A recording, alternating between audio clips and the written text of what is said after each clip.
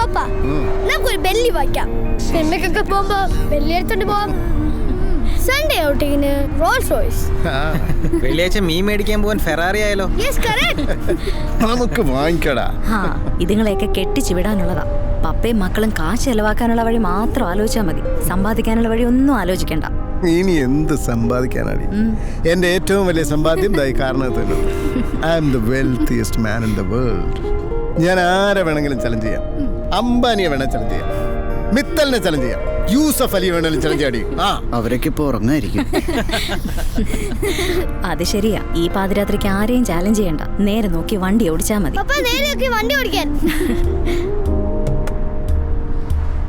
പപ്പ ഒന്നും പേടിക്കണം, ഞാൻ എല്ലാം ശ്രദ്ധിച്ചോളാം.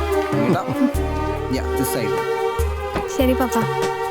അമ്മ ദേ കരഞ്ഞു ഓവറാക്കില്ലേ, അതുകൊണ്ട് എയർപോർട്ടിലേക്ക് വരണ്ടെന്ന് പറഞ്ഞേ. ശരി അമ്മ.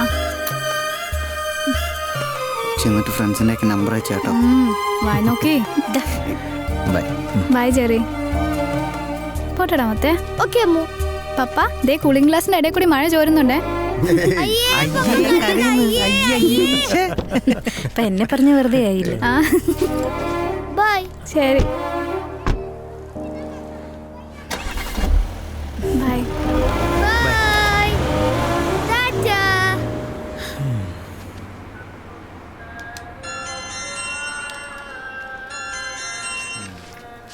ഹലോ. ന്യൂസ് കണ്ടോ? ഇല്ലടാ, എന്ത് പറ്റി?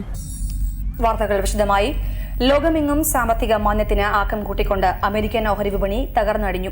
1987 കനത്ത സാമ്പത്തിക തകർച്ചയ്ക്ക് ശേഷം അമേരിക്കൻ വിപണിയിലുണ്ടായ ഏറ്റവും വലിയ ദുരന്തമാണ് ഇന്നത്തേത്. ലോക മുതലാളിത്ത സാമ്പത്തിക വ്യവസ്ഥയ്ക്ക് തന്നെ ഇന്നൊരു ദുരന്ത ദിനമാണെന്ന് വിദഗ്ധർ വിലയിരുത്തുന്നു. അമേരിക്കയിലും ബ്രിട്ടനിലും ബാങ്കിംഗ് രംഗത്തുണ്ടായ കനത്ത തകർച്ചയുടെ ആഘാതം ഗൾഫ് നാടുകളിലും അലയടിക്കുമെന്നാണ് സൂചന. കെട്ടിട നിർമ്മാണ മേഖല, റിയൽ എസ്റ്റേറ്റ്, ഒപ്പം ബന്ധപ്പെട്ട് കിടക്കുന്ന മറ്റു തൊഴിൽ മേഖലകൾ ഇവയെല്ലാം വലിയ പ്രതിസന്ധി നേരിടാൻ സാധ്യതയുണ്ടെന്ന് സാമ്പത്തിക വിദഗ്ധർ വിലയിരുത്തുന്നു.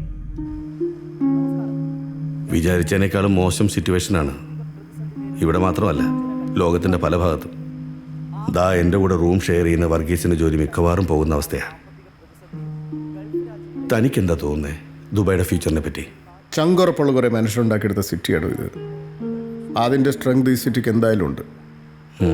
എന്തൊക്കെ കഷ്ടപ്പാടുകൾ ഉണ്ടായാലും അതെല്ലാം മറികടന്ന് ദുബായ് മുന്നോട്ട് തന്നെ പോകും.